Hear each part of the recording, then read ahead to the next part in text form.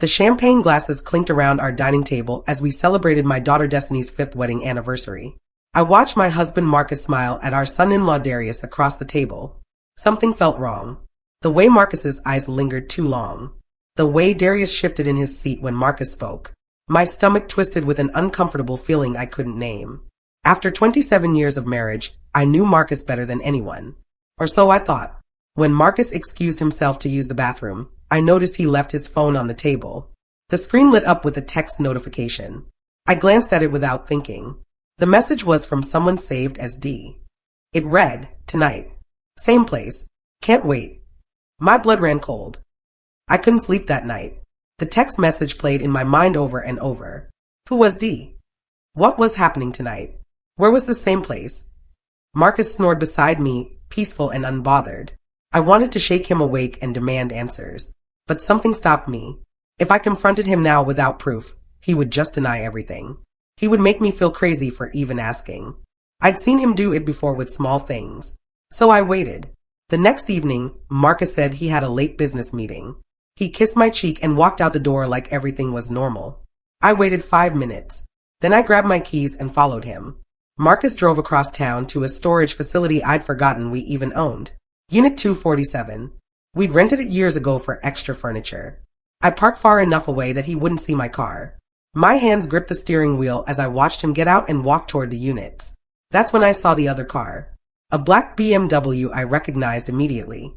It belonged to Darius, my daughter's husband, my son-in-law, the man who called me mom and hugged me at family gatherings. I felt like I couldn't breathe. Marcus looked around carefully, then knocked on the storage unit door. Darius opened it from inside. They looked at each other for a long moment. Then Marcus stepped inside and the door closed behind them. I sat frozen in my car. My mind refused to accept what I was seeing. There had to be another explanation. Maybe they were planning a surprise for Destiny. Maybe they were working on a business deal together. But deep down, I knew. I knew exactly what was happening inside that storage unit. 20 minutes passed. 30. 40. I couldn't just sit there anymore. I got out of my car and walked slowly toward Unit 247. My heart pounded so hard I thought it might break through my chest. As I got closer, I heard sounds. Voices. Movement. I pressed my ear against the door. What I heard made my knees weak. There was no denying it now. My husband and my son-in-law were having an affair. I should have burst through that door. I should have screamed and cried and demanded answers. But I didn't. Instead, something cold and calculating took over. If I confronted them now, they would beg for forgiveness. They would cry and make promises. Marcus would probably find a way to make it my fault somehow. And then what? We'd all pretend it never happened? No. I needed to be smart about this. I needed evidence. I pulled out my phone and found a small gap near the window of the storage unit. I started recording a video. The angle wasn't perfect, but it was enough. I could hear their voices clearly. Then something on a shelf inside caught my eye. A familiar bottle. And that's when the plan formed in my mind. I drove home and immediately started researching. Industrial adhesive, construction glue, heavy-duty bonding agents. I worked in construction real estate, so I knew exactly what I was looking for. I found it within an hour. A professional-grade adhesive used for permanent installations. The warning label was very clear. It bonded within minutes. It required medical intervention to remove. Skin contact was dangerous. This was serious stuff. This wasn't some prank glue you could wash off. I placed the order for overnight delivery to my office. The next day, a small package arrived. I held the bottle in my hands and read the warnings again. Was I really going to do this? Then I thought about Destiny, my beautiful daughter who had no idea her marriage was built on lies. Yes, I was going to do this. I still had the master key to our storage unit from when we first rented it. Marcus didn't know I kept a copy. The next afternoon, while both men were at work, I drove back to the facility. My hand shook as I unlocked Unit 247. Inside, everything looked normal. Some old furniture, boxes, and there, on a shelf, exactly where I'd seen it before, a bottle of personal lubricant. I picked it up. It was half empty. My stomach turned. I carefully unscrewed the cap and emptied the remaining contents into a plastic bag. Then I filled the bottle with the industrial glue. It looked exactly the same. Clear. Thick. Perfect. I placed it back on the shelf in the exact position I'd found it. Then I locked the door and left. That evening, Marcus told me he had another late meeting. I smiled and told him to drive safely. He had no idea what was coming. After he left, I tracked his phone location on the app we shared for emergencies. He was heading straight to the storage unit. 15 minutes later, I got a notification. His phone had stopped moving. He was there. I imagined Darius was probably already waiting inside. I looked at my watch and set a timer for 1 hour. That's how long the glue needed to bond completely according to the instructions. I sat on our couch and waited. Every minute felt like forever. I wasn't nervous. I wasn't scared. I was calm, focused, ready for what came next. 58 minutes into my countdown, my phone rang. Marcus's name flashed on the screen. I let it ring 3 times before answering. His voice was panicked and strained in a way I'd never heard before. Janelle, I need help. Don't ask questions. Just come to the storage unit right now. In the background, I could hear Darius. He was screaming. Not yelling. Screaming in actual pain and terror. What's wrong, baby? I asked, keeping my voice sweet and concerned. There was a long pause. Then Marcus said the words I'd been waiting to hear. We're stuck. Oh God, Janelle, we're stuck together. Something's wrong. You need to come now. Please. I grabbed my keys and headed out the door. But I drove slowly. Very slowly. When I arrived at the storage facility, I could hear them before I even reached the unit. Both men were crying, arguing, blaming each other. I stood outside the door for a moment and listened. Marcus was saying it was Darius's idea to use the storage unit. Darius was saying Marcus was the one who started everything 3 years ago. 3 years. That number hit me like a punch to the stomach. This had been going on since before Destiny's wedding. Her entire marriage was a lie from day one. I pulled out my phone and opened the camera. Then I unlocked the door with my key. The door swung open slowly. And there they were. Exactly as I'd planned. Stuck together. Literally bonded. Their clothes were torn from trying to separate. When they saw me standing there with my phone camera pointing at them, the look on their faces was pure terror. I didn't say anything at first. I just started taking photos. From every angle. Marcus begged me to help them. To call 911. To do something. Darius was hyperventilating, his eyes wide with shock and pain. I lowered my phone and looked at both of them calmly. How long has this been going on? I asked. My voice was steady. Cold. Marcus tried to lie at first. Said it wasn't what it looked like. I raised my phone again and started recording video. How long? Marcus broke down completely. 3 years, he whispered. It started 3 years ago. I felt something inside me shatter. But I didn't let it show on my face. Since before Destiny's wedding. Marcus nodded, unable to meet my eyes. My daughter had married this man while he was sleeping with her father. The betrayal was unimaginable. I sat down on a storage box and looked at both men. They were still trying to pull apart, but the glue held firm. That's industrial adhesive, I said matter-of-factly. It bonds permanently. You're going to need medical intervention to separate. Marcus's eyes went wide. Then call an ambulance. Janelle, please. I shook my head slowly. First, we're going to talk about consequences. You have 2 choices. Option 1, you both confess everything to Destiny together. Tonight, you tell her the truth about your relationship, how long it's been going on, everything. Option 2, I send these photos to everyone we know. Your family, your friends, your business partners, everyone. And then I call 911 and let the paramedics find you like this without any explanation. The storage unit went completely silent except for their heavy breathing. Darius was the first to speak. Destiny can never know. It would destroy her. I laughed. Actually laughed. You should have thought about that before you destroyed my family. Marcus tried a different approach. We can work this out privately. Just between us. We'll end things. We'll never see each other again. Just please don't tell Destiny. I stood up and looked down at them. I've already contacted my lawyer. I'm filing for divorce. And you're going to sign whatever papers I put in front of you. Every single one. As for you, Darius, you have until tomorrow night to tell my daughter the truth. If you don't, I will. Marcus started crying again. Real tears running down his face. Please, Janelle. We made a mistake. No, I said coldly. A mistake is forgetting an anniversary. This is betrayal. Then I finally called 911. The 911 dispatcher asked what the emergency was. I explained calmly that 2 men were accidentally bonded with industrial adhesive and needed medical help. She asked how it happened. I have no idea, I said, looking straight at Marcus and Darius. I just found them like this. The paramedics arrived within 15 minutes. When they walked into the storage unit and saw the situation, their jaws dropped. The lead paramedic looked at me, then at the two men, then back at me. How did you two even?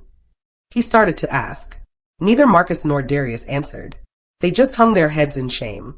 The paramedics called for backup. This wasn't a standard emergency. They were going to need special equipment and probably a hospital surgical team to safely separate them. At the hospital, doctors worked for hours to separate Marcus and Darius. The process was painful and humiliating for both of them. I called Destiny and told her there had been an accident, that her husband was in the emergency room. She arrived within 20 minutes, her face pale with worry. What happened? She asked me. Is Darius okay? I couldn't answer. I just hugged her tight. Then a nurse came out and said we could go into the treatment room. Destiny rushed forward. I followed slowly behind her. She pushed open the door and walked in. I watched my daughter's face as she processed what she was seeing. Her husband and her father on separate gurneys. Medical staff cleaning adhesive from their bodies. The smell of chemicals in the air. The torn clothes in the corner. She looked from one man to the other. Then she screamed. A sound of pure anguish that echoed through the entire ER. Destiny turned to me, tears streaming down her face. Mom, what's going on? That's when Marcus tried to speak. To explain. To make excuses. Destiny cut him off. Don't you dare speak to me right now. She looked at Darius, her husband of 5 years, the man she'd built a life with. Tell me the truth.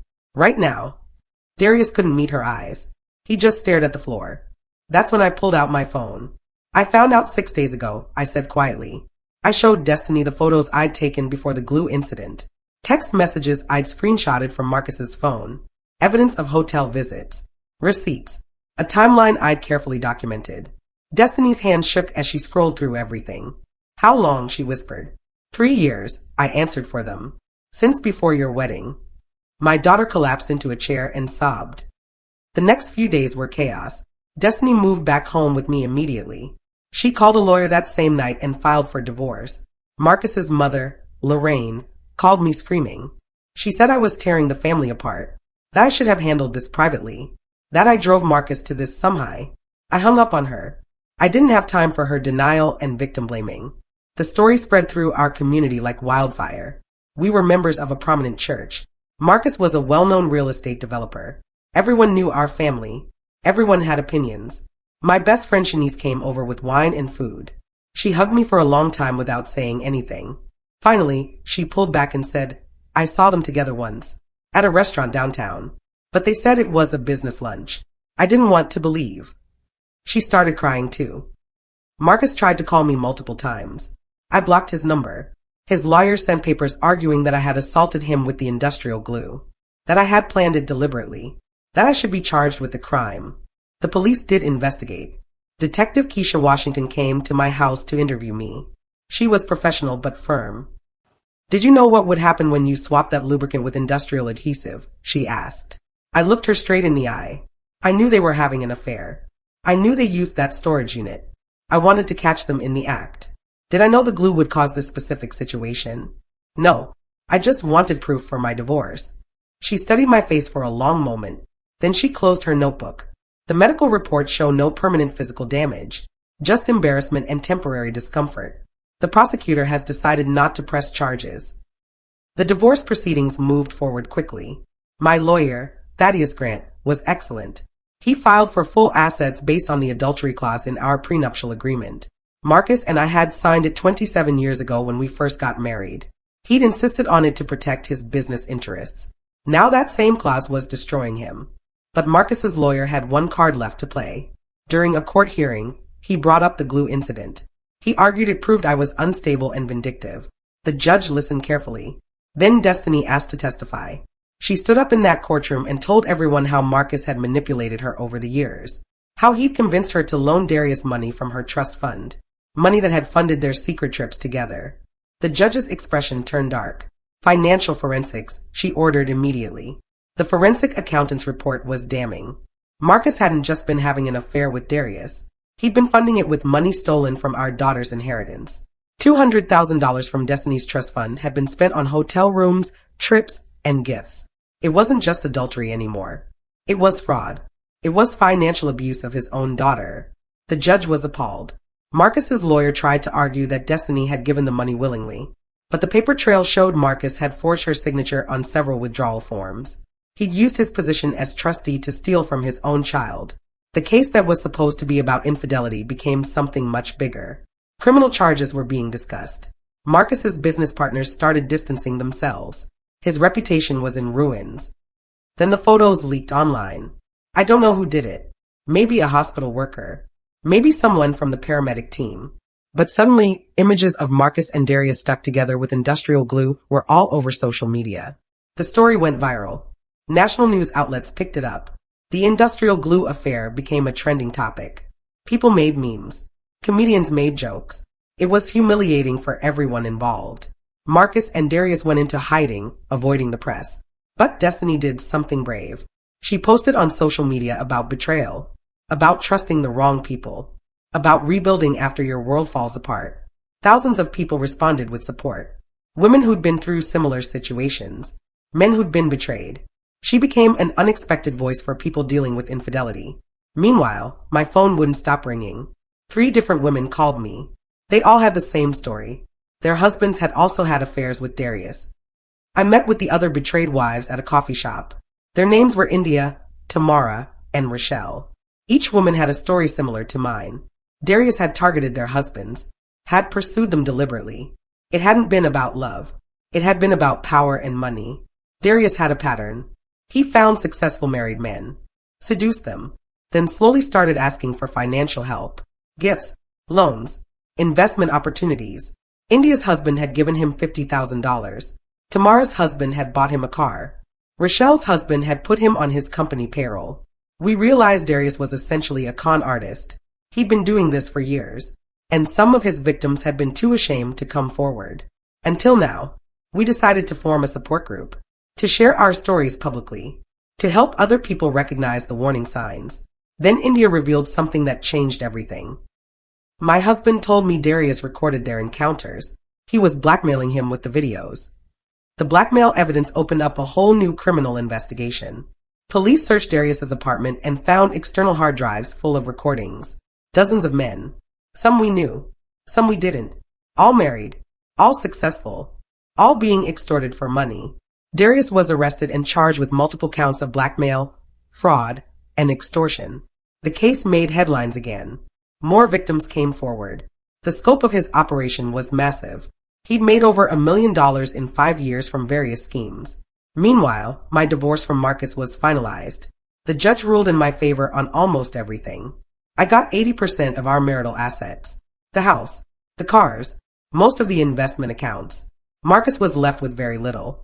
His business was failing because clients didn't want to work with him anymore. His reputation was destroyed.